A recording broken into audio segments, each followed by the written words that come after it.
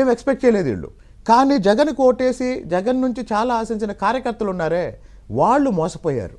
ఆ కార్యకర్తలు కూడా, స్థానిక వార్డు స్థాయి నాయకులు కూడా ఇట్లాంటి అవకాశం కోసం ఎదురు చూస్తున్నారు. మీ అబ్జర్వేషన్ వాలంటీర్లలో ఆ రకమైన ఆలోచన ఉందా? అసంతృప్తి, కోపం, మనం జీవితం బలైపోయాం 5 ఏళ్ల పాటు అని.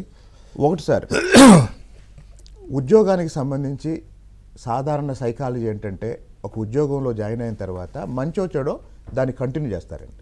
తప్పదులే. మీరు చాలా మంది చూడండి, ఒక క్లర్క్ పోస్ట్లో జాయిన్ అయ్యే వ్యక్తి ఎందుకు జాయిన్ అవుతాడంటే, నేను క్లర్క్ దగ్గర ఆగిపోను, నాకు ఒక కెరీర్ ఉంటుంది అని. అంతే కదా.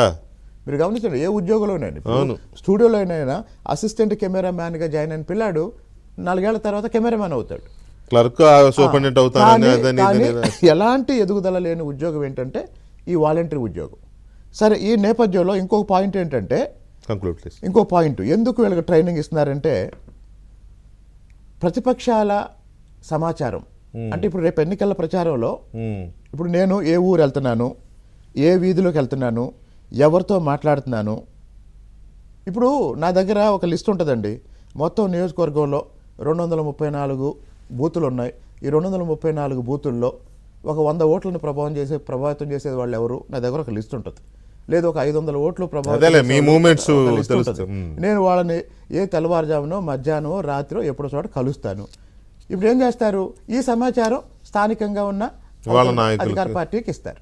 వాళ్ళు ఏం చేస్తారు, వెంటనే మళ్ళీ రంగంలోకి దిగుతారు. ఎందుకు ఈ రంగంలోకి ఎలా దిగుతారు? డబ్బులు తీసుకొని దిగుతారు. కాబట్టి లేకపోతే మిమ్మల్ని కట్టడి చేసే పని పోలీసులకు అప్పచెప్పి మీ మీద. ఇంకోటి, పోలీసులకు కూడా నేను చెప్తున్నాను, ఎన్నికల షెడ్యూల్ వచ్చిన తర్వాత జగన్మోహన్ రెడ్డికి సినిమా చూపించే వాళ్ళలో మొదటి వరుసలో